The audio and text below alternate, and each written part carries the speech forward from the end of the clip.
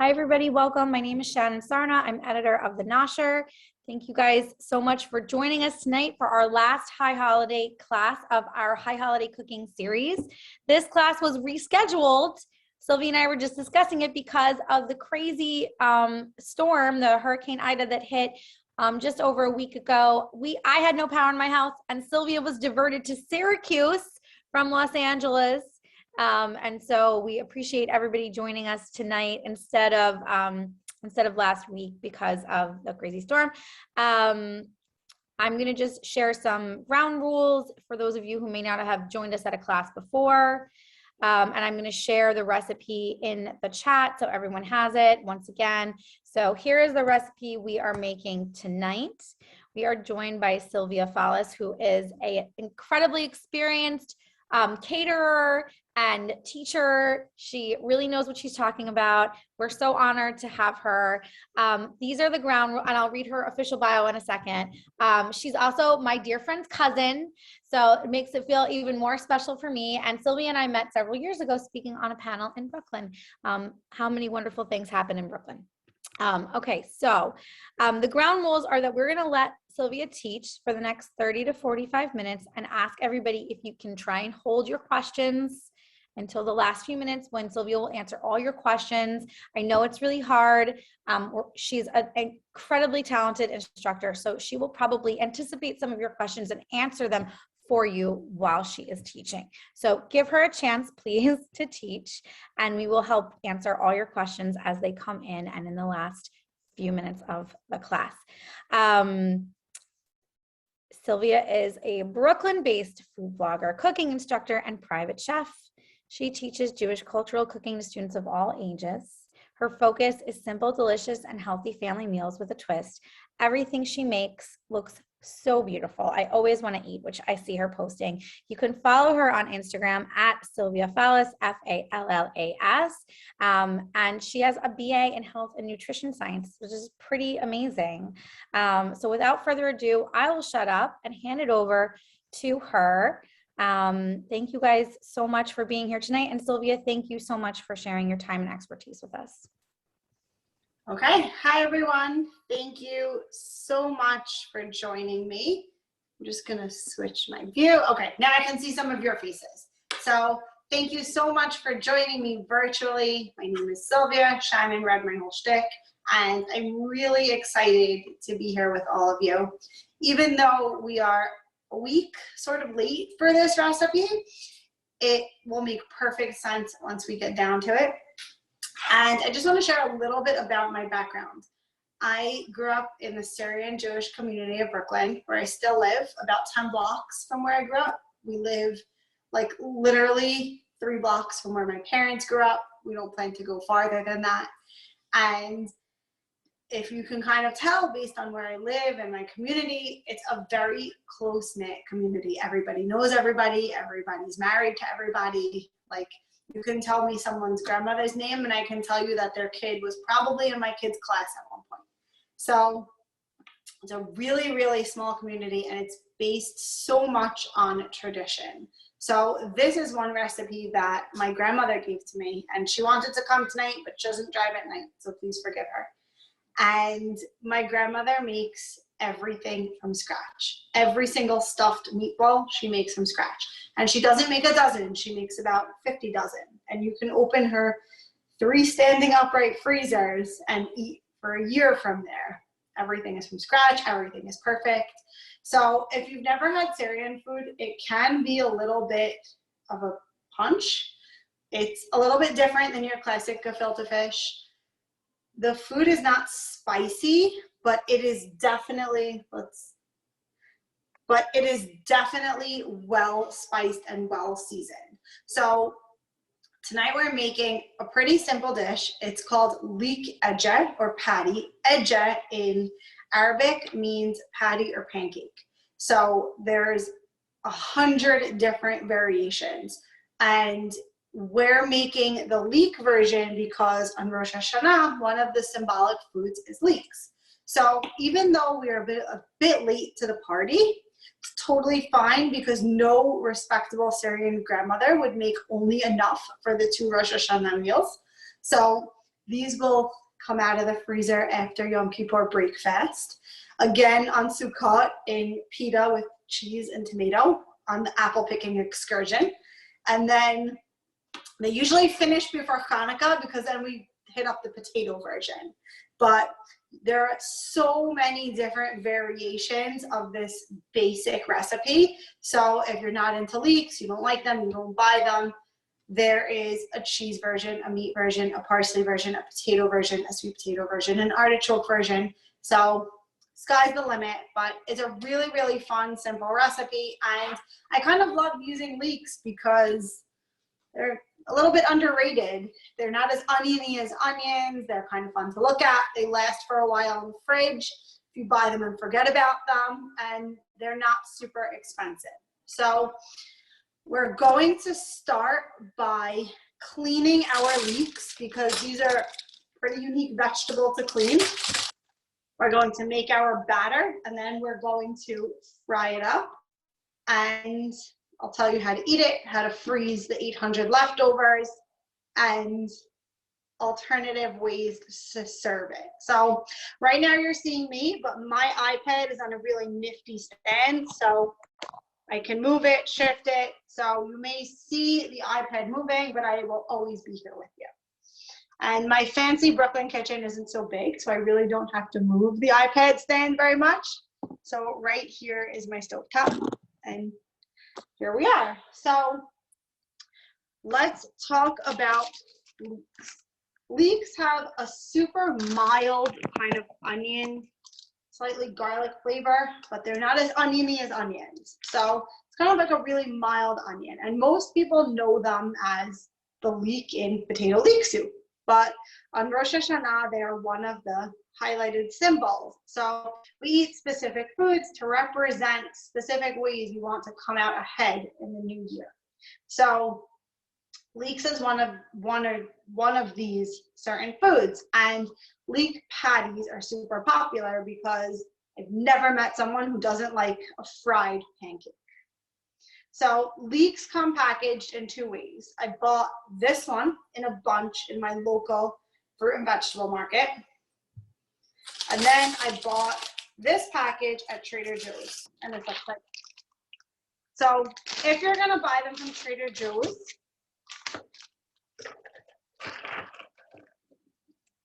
Whole Foods sells them like this too. You'll notice they're nice white stalks, almost like the size of a celery stalk.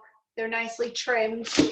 If you're going to buy them from your produce market, you're going to get something like this, or something with like another 8 inches of really dark green sort of frondy things on top.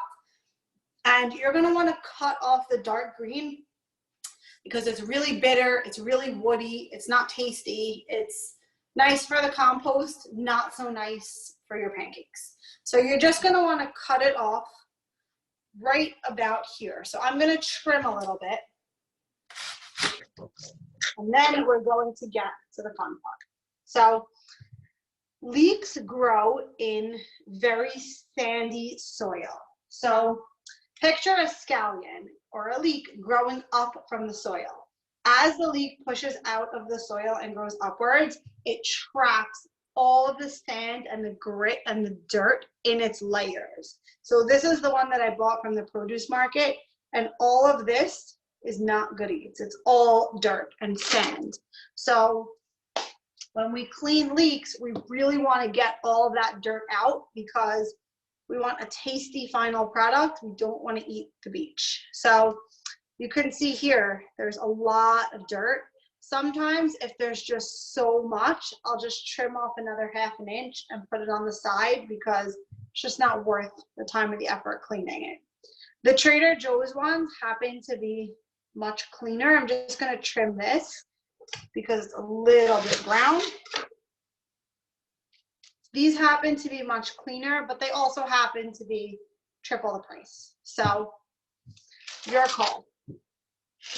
If you have little kids at home or grandkids, or you're a teacher, really cool leek experiment you can do is if your leek has the root end attached, pop it in a glass of water, and you will see your leek continue to sprout.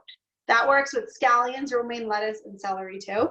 But I just think it's really cool. So I'm gonna save the bottom for my own kids. The Trader Joe's ones are kind of trimmed.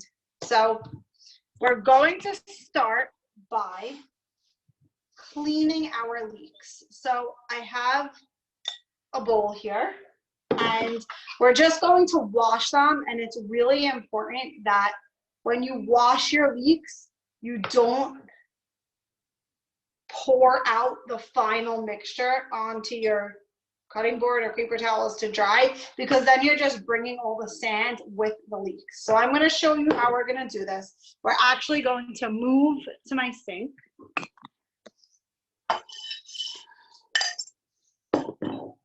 And let's start with the dirtier one first.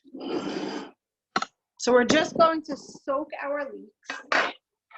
And you can do, this is probably the most time-consuming step of the whole dish. So we're going to soak our leeks in a bowl of cold water after we run them under the water. This can be done a day or two in advance, and you can store them wrapped in paper towels in a Ziploc bag. You just don't want to put sopping wet leeks in the fridge. As long as they're semi-dry, they will be totally fine. So I'm going to cut my leek in half lengthwise. And I'm just going to show you some of the sandy layers here. So leeks are really cool because they're just layers and layers and layers. And all of that grit gets stuck in there. So I'm actually going to trim off a little bit more because it looks way too dirty. So I'm going to take each half and fan it under cold water for my first rinse. And you might see a little bit of dirt pour out into your sink.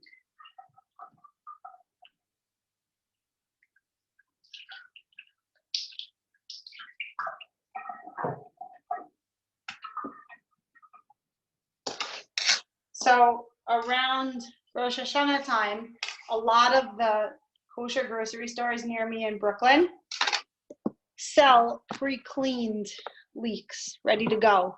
So all you have to do is buy it, chop it up smaller, and make your pancakes for the lovely price of $19.99. So I'll buy my own and chop them myself.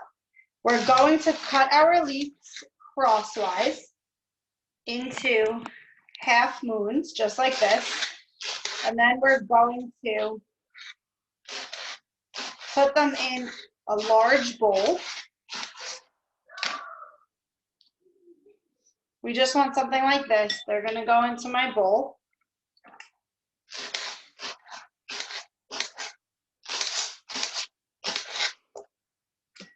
And then I'm going to soak them for a bit in cold water. You want to use cold water here to keep the vegetables from wilting. If you use warm or hot water, the leeks will start to wilt and soften.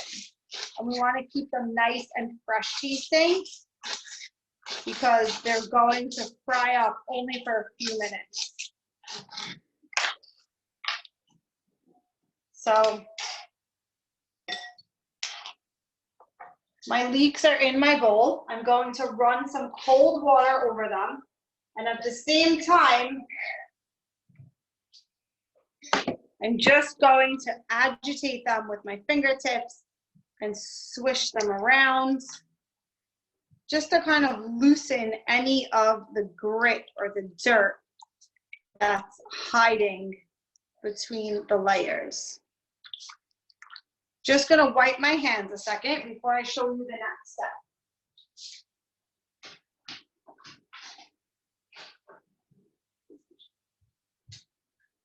Okay. So one thing that you definitely do not want to do is this. You don't want to pour your water off the leeks because then you're pouring all of the grit into the sink with the leeks. So the best way to dry up your leeks is grab a paper towel and just carefully lift your leeks out of the water and spread them on the paper towel. These were not super dirty, but if you get a really dirty batch, you'll see a whole layer of sand at the bottom of your bowl.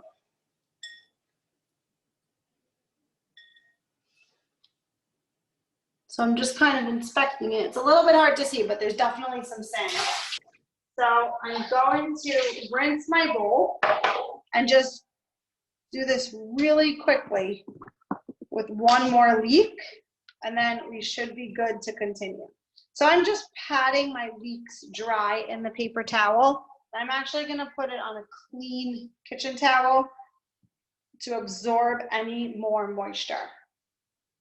We don't want these leeks to be wet once they go into the batter, because the batter will be too loose, but when you put the pancakes in the oil to fry, it'll sputter and nobody wants an oil burn. So this is my smaller Trader Joe's leek. I'm just gonna do the same thing, cut it in half lengthwise, run it under water while fanning the leaves.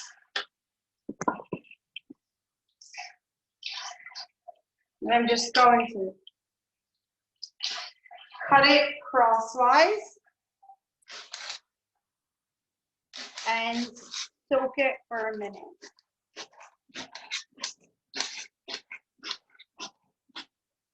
So edje is kind of a catch-all term for something mixed with matzo meal and fried in the shape of a pancake.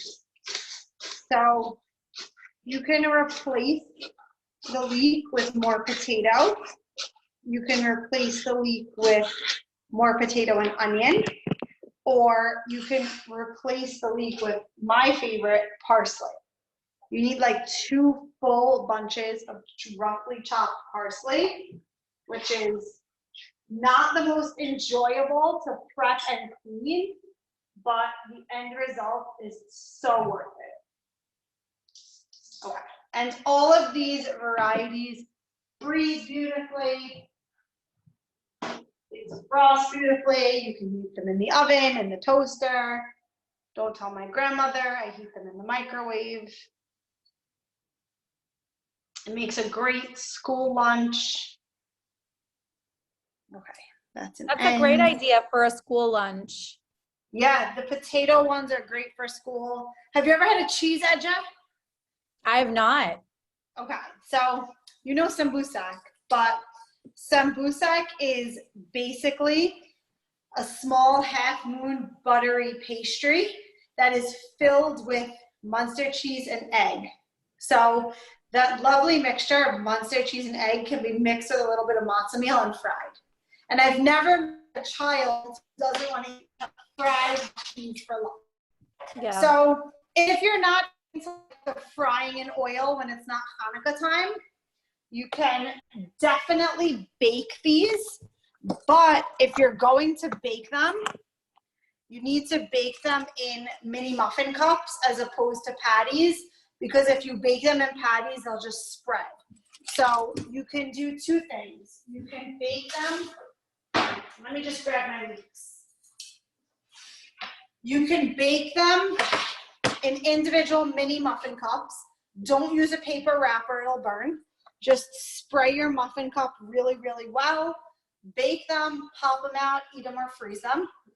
Or you can bake the whole thing in like a Pyrex dish as though you bake a quiche without a crust. So the Syrians have lots of options. So I'm going to take a larger mixing bowl and I'm just going to shake my leeks free of the paper towel and give them a rough chop.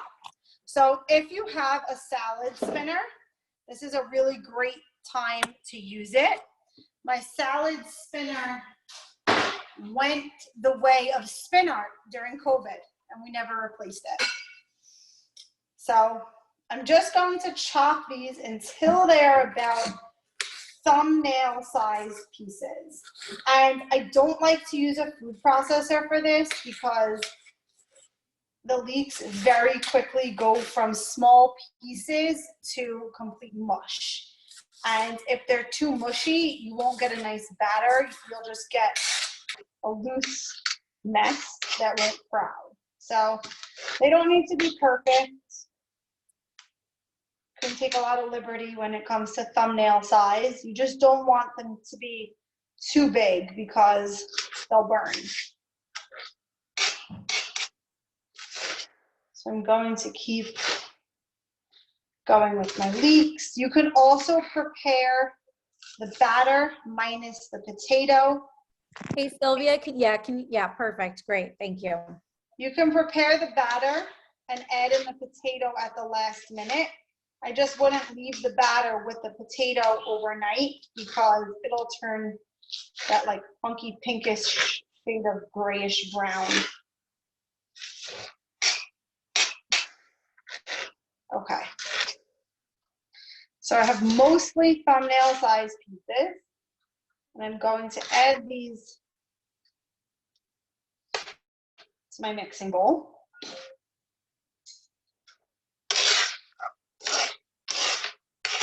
And then we're going to add all of the flavors and the binders and all the stuff that makes these what they really are. Okay. So I have my leeks in my bowl, and I mentioned a potato, but we're going to do that last so that it doesn't turn brown while we're working. I'm going to add eggs. You're going to need between 3 and 4 eggs, depending on the size of your eggs, the size of your leeks. But like my grandmother would say, it really doesn't matter how you measure, it matters how it feels. So I'm going to start with 3 eggs, and I always crack my egg into a small glass bowl or cup or dish to check it for blood spots. So we have 1 good egg. That's going to go in my bowl. And a little trick I like to do is I like to put my empty eggshell back in the carton. So when I'm done, I can count how many eggs I used. And that way I don't make a mistake. This is more important when you're baking a cake rather than edge, because you can always add some more binder. But you don't want to be distracted mid-cake and think, did I put 6, did I put 8, did I put 4, did I put 2, is someone screaming in the other room? So I personally use whole eggs for this recipe because we're not too cholesterol concerned in my household, but egg whites are fine. You just want to double the amount. If you want to use like the bottled egg whites, you just want to check the package and use the equivalent to about 3 eggs. I should know the amount, but I don't. 2 eggs. 3 eggs. Perfect. Just gonna get this out of the way, wipe my hands, and here we are. I'm going to add salt, and salt here is to taste. My grandmother always tells me I add too much. And then we're gonna add some pepper. So traditionally, white pepper is used in a lot of Syrian cooking because it has a slightly different taste than black pepper. It's a little bit sharper, a little bit more pungent, but it's not something that most American cooks have. And I feel really, really bad to ask someone to buy a jar of white pepper to use half a teaspoon for twice a year. So I've got my eggs, my leeks, my salt, my pepper. I'm going to burst my egg yolks with a fork and just kind of mix it together to kind of get my batter going.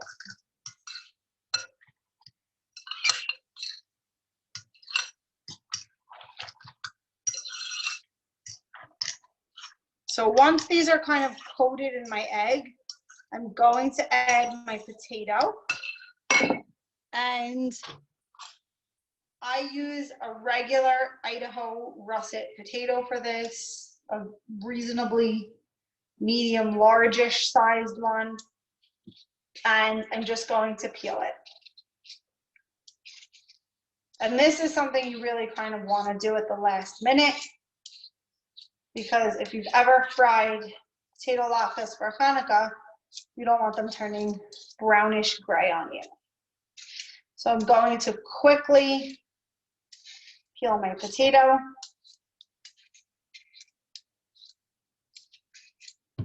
Move this out of the way. Then I have my old school box grater. I'm just going to grate my potato. You can grate it on the board and transfer it to the bowl, or you can grate it straight into the bowl. I'm going to go with less mess, so straight into the bowl. And any liquid that comes with the potato is perfectly fine because we're going to add a binder.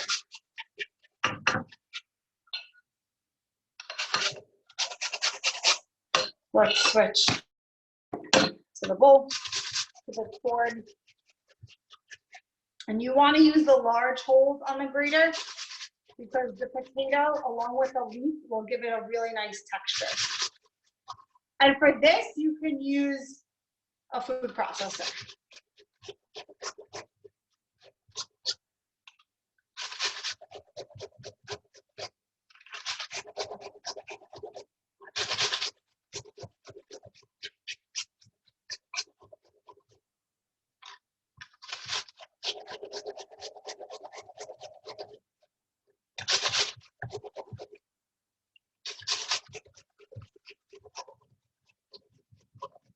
Can you all hear me over my grating?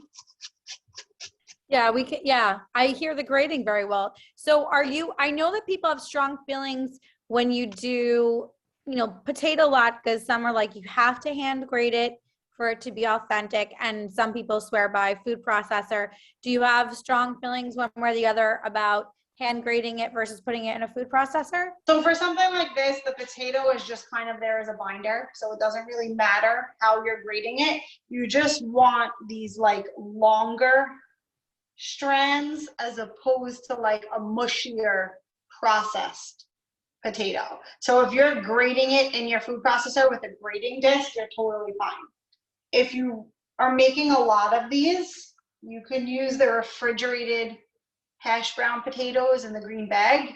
Don't use the frozen ones because the texture is not the same. They don't break down the same, but the refrigerated hash browns are totally fine. Just make sure you don't get the ones that the pepper is added in.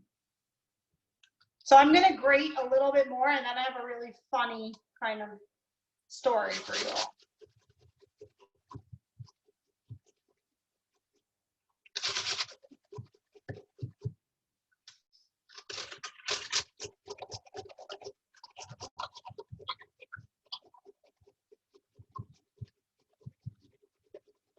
Okay, let's stop here. That was a big potato. If I need more, I'll grate more. So I'm gonna add my potato and just mix it in. So something kind of unique and telling about the community is families are really large. So it's not uncommon to have 20 or 30 people, even more, of all different generations at a Rosh Hashanah table or at a Passover table, obviously pre-life-changing pandemic. But what goes on in a lot of families is one person will make the leek edge, one person will make the black-eyed peas, one person will buy and seed the pomegranates, and there's a little piece of every family at this one table, usually the grandmother. So it's really nice to see how all of these traditions and these recipes get passed down. And they're not passed down as recipes like you got a neatly typed recipe. I actually had to ask my grandmother for the recipe 6 times, and to actually get the recipe I had to make it with her and stand there with measuring cups like, put it in here. Don't put it in the bowl. Put it in here. So it's a really nice, like, unique perspective on it because everything is really passed down orally. And a lot of families have come out with their own little family cookbook, like a typewritten little book. And I've seen a whole bunch of them. And I'm like, oh, my grandma doesn't put that in there. Or we don't put cinnamon in this dish. Or we double the allspice. So it's just kind of fun how every family has their own unique perspective on the dish. But also it's really nice to see like all the aunts and the cousins bring grandma's dish to the table. And then grandma critiques it. So I'm just going to beat in my potato until it's nice and smooth. And then we are going to add in our key ingredient, matzo meal. It's not just for Passover anymore. So if you don't want to buy a whole container just for this, you can pulse some matzah in your food processor. You can go at it in a Ziploc bag with a rolling pin. You really just want to use this as a binder to kind of like soak up all that liquid. You probably could use breadcrumbs, but I've never made it that way. So I would say go old school, go for the matzo meal, and then make some matzo balls. So I'm going to start with a scant half cup and sprinkle it in. So this is like the standard matzah meal. It's not matzah cake meal. I'll show it to you so you can kind of see what we're looking at. It kind of looks like regular breadcrumbs as opposed to panko breadcrumbs. Like, I guess it's kind of like fine, but not as fine as the stuff you'd use for a cake. So before I mix this up, we are going to get our oil ready because I am going old school here and I am frying. So I have my non-stick skillet. I'm going to put it on a medium-ish flame. Nobody tell grandma, but I didn't line my kitchen with tin foil before I did this. Then we're going to pour in a little bit of oil, just enough to really coat the bottom of our skillet. I'll tilt it so you can see how much I have in. Like, we're not making donuts here. We're not deep frying latkes. You can always add more oil. Last Hanukkah, I went through 10 gallons of oil, and I felt like it was like coming out of my pores. So we're just gonna let this heat up while I mix in our matzo meal. So I start slow with the matzo meal because you can always add more. And we just want to mix it in until it's kind of, for lack of a better word, like scoopable or spoonable. And you don't want to see a lot of bits of dry matzo meal.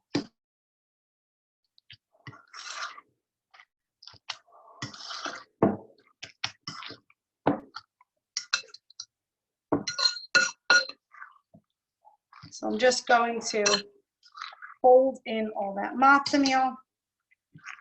It's kind of hard to tell from the screen, like the mixture looks like quite chunky. Yes, it's definitely not super smooth and fine like a potato latke. I'm gonna grab a spoon so I can show you a little bit closer. It's not a super smooth, like lacy pancake here. It's a little bit chunkier because you want all of these little edges of leeks to caramelize and crisp up in the oil. So it's kind of like a rougher look. I know that some of the local butchers and takeout places sell these for the holiday, and when they sell them, they just run everything through a food processor. So it just kind of looks like a brown patty of undistinguishable ingredients, but most of the home cooks I know keep it sort of chunky so that the leeks are distinguishable. So we are going to check our oil, and a fun way to do that is to take the bottom of a wooden spoon and dip it in the oil. And if the oil bubbles around the wooden spoon, we're ready to fry. If not, we're not. So we're not ready to fry. So in the meantime, I'm just going to set up my drainage situation. So I have a plate. I'm just going to line it with a double layer of paper towel and get that ready. Back in the day, we used to use newspaper. I think that's a little bit toxic these days. So I'm gonna stick with food safe paper towel. My grandmother would tell me that it's okay. We all ate newspapers when we were younger. We can still eat them today, but we're gonna go the paper towel route. So here is my oil. It'll start to like shimmer and wave once it's ready to go. If you want to test out your salt level, you can make a test edge by using a tiny bit, frying it, flipping it, cooking it through, and tasting it. Cook's treat. And then you can add more salt, add more pepper. If it's too salty, add a little more potato. If your batter completely disintegrates, you'll know that you need more matzo meal. That's how my mom taught me to make meatballs, Sylvia, that you have to taste a little piece first and make sure everything, all the seasoning is right, and then you can fry up the rest of the meatballs. Did you fry one or did you taste it raw? So my mom would taste it raw, but I won't. I'd cook a little piece. So my grandmother does the same thing. She'd pinch off a piece and taste it and be like, here, eat it. I'm like, no, fry it for me, fry it for me.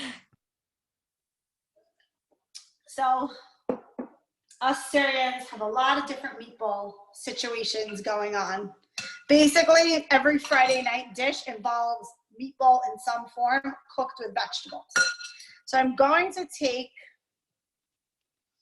a scoop, a nice sized heaping tablespoon of my batter, and I'm just going to kind of press it together to kind of form a patty. And then I'm going to flatten it a little bit on the spoon, slide it into my oil. And I'm gonna lower it a drop. You really don't wanna mess with it right away because it'll fall apart in the oil. So you wanna wait until the bottom side is really nice and golden brown before you flip it. So here is my second patty. And that's in the oil. And I can tell you that the baked version is really, really delicious, but nothing holds a candle to a freshly fried edge of any variety. Okay, I have another one.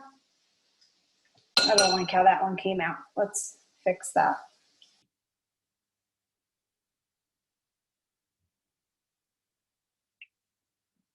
So on Sukkot, all of these would leave the freezer and get warmed up and schlepped along to the apple picking farm or the petting zoo with pita, Syrian cheese, cucumbers, and string cheese. So I just saw someone in the chat ask how many this makes. It really depends on how many you want to make. You can make very easily a dozen out of this recipe. If you make them small, you can get a dozen and a half.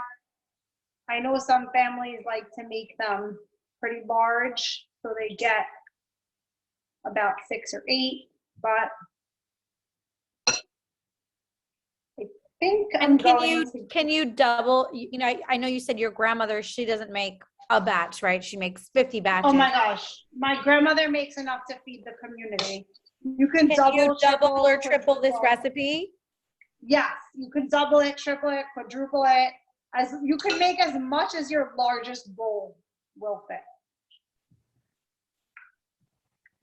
Keep in mind, if you're doubling or tripling, you're going to need to swap out your oil, wipe out your pan between frying batches. You don't want the oil to burn. I'm just going to rinse my hand and then we're going to flip.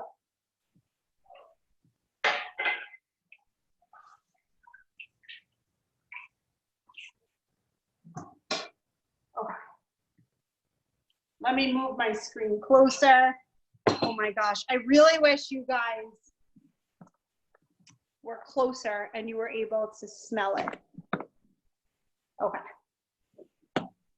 So my first two are getting really nice and brown. So I'm just gonna take a flexible spatula. This is actually called a fish spatula because it's really flexible. So it gets in under the patty and flips it. And I'm just going to flip it over. And you want to use the side of your pan kind of as a guide. So we have 3. And the others need another minute or 2. So while these fry up, just a really quick primer on freezing and defrosting these. So when you freeze these, you want to freeze them on a big cookie sheet between layers of wax paper and freeze them until they're solid. And then you're just going to transfer them to a Ziploc bag and label it and pop them in the freezer. They'll last a couple of months. To reheat them, 400-degree oven or toaster oven, foil lined tray until they're warm throughout. You can heat them straight from the freezer, or you can defrost them on the tray and heat them up. You could also heat them on a microwave safe plate, but they will lose some of their crispiness. So it all depends on how much and how quickly you want your edge. For school lunches, I just pop them in the microwave because they're getting soggy by noon anyway. Sylvia, can you also talk through, for the people who would want to bake these, can you talk through the steps of are you greasing the muffin tins? How long do you bake them for? What temperature, etc.? So if you're baking them, you're going to bake them at 75 and you want to use a mini muffin tin, just your standard non-stick mini muffin tin. You're going to spray it really well with cooking spray, and you're just going to scoop in a little bit, probably like 1 tablespoon size. Press it down lightly, and they should take about 15 to 20 minutes to bake. If you, just like you're checking a cake, if you slide a really sharp knife in, it should come out mostly clean. You want to let them cool 5 or 10 minutes in the muffin pan, and then just use a sharp knife or a skewer to pop them out. You'll see that once they start cooling, they'll shrink a little bit in the muffin pan. That's totally fine. It actually means they're almost ready to come on out. And same freezing directions. So freeze them on a cookie sheet, pop them in a Ziploc bag once frozen, and enjoy. They're definitely healthier, but I can't say they're more delicious, because anything that comes out of a steaming hot pan of oil can't be bad. So I have my first patty done. It's brown on both sides, and I'm going to burn myself to show you with the help of a paper towel. And we're just going to let it drain. Some families make these much thinner, almost crepe-like, but I actually like the chew of a thicker pancake. And I also don't really have the time or the patience to fry many, many batches. So my second pancake is ready to go.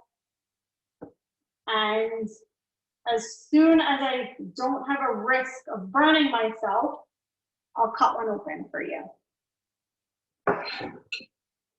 So it sounds like, every family makes them a slightly different way. So if you like them to be thinner, you could stretch out that batter a little bit more, make them a little thinner. Absolutely. So Marvin is asking, great name. Marvin is asking, could you air fry these? Could you? Probably. Have I? No. So if you air fry them with success, I would love to know, because I have an air fryer still sitting in the box in my basement and I would love to use it. So if you can air fry them, I would love to know. I'm sure you can. I would use a recipe for like air fried potato latkes, kind of like as a starting point time wise, but that's all I got for you. My air fryer is nice. It just hangs out. And I saw a few questions about my oil. This is ShopRite's finest vegetable oil. I'm just gonna give my hands a quick rinse. And these smell actually really, really good. I think my kids are gonna come down for a snack. They're supposed to be in bed, but I hear music, so that's not. They're such good listeners. By not disturbing them while they were in the pan, this leek piece didn't fly off and burn. So keeping it as is really, really helps the patties stay together. Okay. I'm gonna get my last one in. Nope, I got two more. I'm gonna get my last two in the oil. Sylvia, is there any kind of like sauce or condiment that's traditional that you would serve with the edge? So these are typically eaten on Rosh Hashanah after the blessing as is. But if I were like schlepping them along or serving them as school lunch, I would add like a little labna or Greek yogurt or sour cream for dipping. Or you could do, I mean, it's not traditional, but applesauce is really good with these. They're typically served like, if you're gonna do like a plated breakfast or a meal with sliced white Syrian cheese, which is kind of like a cross between halloumi and fresh mozzarella, cucumber and tomato. Like cheese, cucumber, tomato carb is a very important Syrian breakfast. So, and when you say Syrian cheese, are you talking about Syrian string cheese or a different kind of cheese? I'm gonna grab it for you. Let me get it from my fridge. So there are two different types of Syrian cheese. This is the one I'm talking about. It's just called Syrian cheese. It's also sometimes called basket cheese because it's pressed in a basket to get that pattern. And texture-wise, it's firmer than fresh mozzarella, not as firm as like your typical mozzarella for shredding. So it's kind of a cross between fresh mozzarella and halloumi cheese or like grilling cheese. And it's a really nice, clean, salty, mild flavor. So this actually melts really, really well. And growing up, my dad knew how to make one recipe, and it was this cheese sliced thinly on pita bread, grilled. That's it. I am 34 years old, and he has still mastered one recipe in his life. So if anyone wants to like take a snapshot, this is what it's called. It's just called Syrian cheese. It comes in round or square. And in Brooklyn, any kosher supermarket has it. If you're in North Jersey, you'll be able to find it pretty easily. If you're not where we are, you can probably swap fresh mozzarella and just blot out the moisture. This cheese is also made, I don't have it with me, but it's made in like a twisted braided rope that's typically pulled apart and shredded, almost like spaghetti strands. That's called string cheese, Syrian string cheese. And that version has tiny black seeds called Nigella. Okay, I was gonna say that. I was gonna ask you how do you say it in English. Yeah. But in Arabic, it's called yansun. So it's kind of like a licoricey, garlicky bite to it. It's not super strong. They make it without it. But either of these two cheeses are very classic to eat with an edge and a slice of tomato for breakfast or for lunch. Okay, I'm gonna flip my last batch. Yes. I can say that at least here, I live in Essex County, New Jersey, and the kosher market closest to me carries the Syrian string cheese because we bought it. Do you string it? No, I cut it. I cut it. I won't tell. Don't tell your grandma. I'm already nervous, you know? It tastes better strong. Okay. But I've trained my kids to do it. So okay. I'm frying on like a medium low heat. My range is pretty powerful, so I'm frying on medium low. But if you have an older range, medium should be fine. So I have my last batch bubbling away, and I'm just going to cut one in half so you can see the inside texture. Well, cut it in like a funky third, but that's what we've got. Maybe I'll taste it. It's really hot. So texture-wise, the inside has a little bit more bite than just your standard potato latke. You don't only get the crisp on the outside, you get it all the way through, and you can really see the layers of leek and potato here, and the matzah meal is really indetectable. If you are gluten-free, and there's 120 something of us, so someone probably is, or knows someone who is, you can use gluten-free matzah meal or gluten-free panko. So, all right, while I eat my dinner of latkes, does anyone have any questions for me? And please don't be shy. Sylvia, be careful what you wish for. They're never shy. This is our last 5 to 10 minutes with Sylvia. So if you have more questions for her, I'll start throwing some of them ones that we haven't answered yet. Leah's asking, could you, okay. I'm just going to say this, guys. I'm going to ask Sylvia to talk through edje again and all of the different ways you can make it.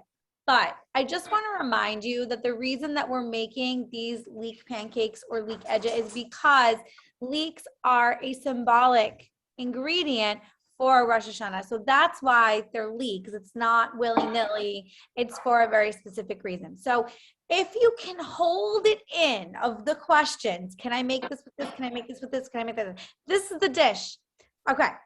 So moving right along, could you, I know you talked a little bit about grating the potato. Would you, if you grated it on a fine grate, would that ruin the consistency, the traditional consistency of these pancakes? So since I still have my grater here, this is fine. This is fine. This is fine.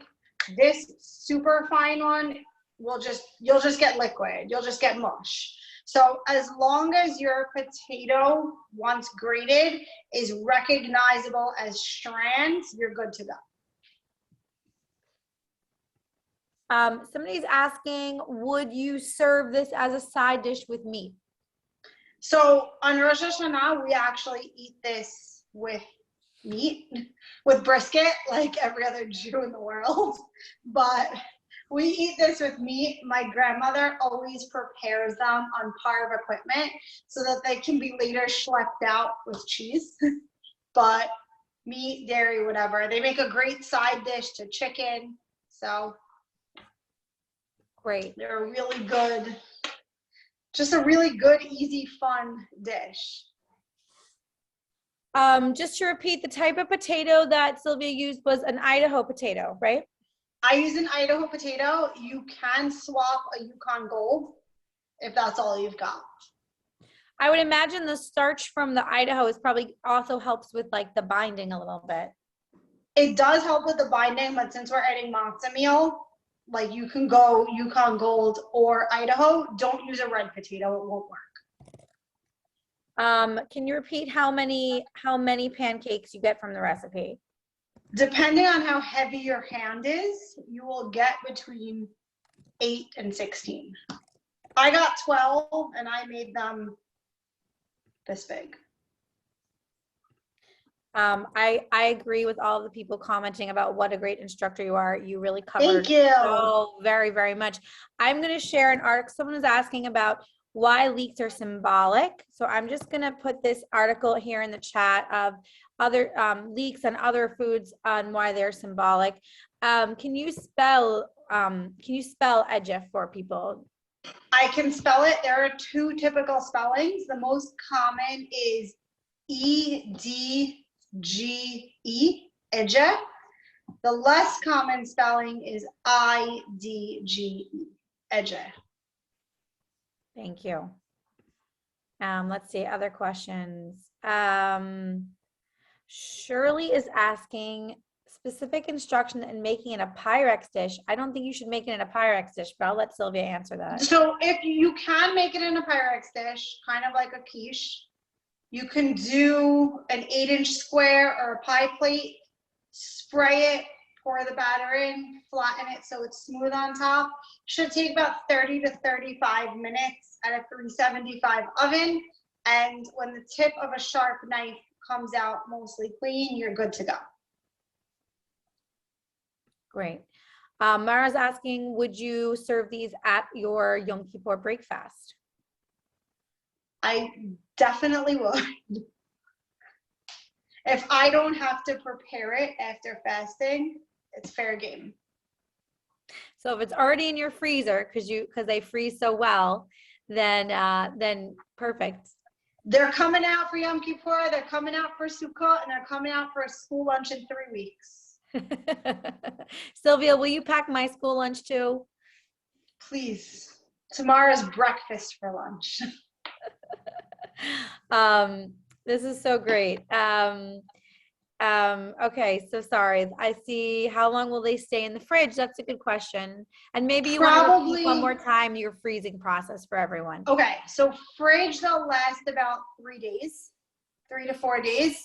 Freezer. Edge, sheet tray in the freezer. Once frozen solid in a labeled Ziploc bag, back in the freezer until you want to warm them up in your toaster, in your oven, or if you really have to, your microwave. This is great. I see someone said lower cholesterol. You could use all egg whites or like those egg beater egg whites. And if you're using a packaged egg white, just follow the label for whatever the equivalent is to 3 eggs. Great. All right. Well, it looks like I think we answered all the questions. Sylvia, we all learned so much. And I just can't thank you enough for sharing your time. Thank you so much for having me. And thank you for letting me share a little bit of my family, my culture with you guys, because it's definitely different than gefilte fish.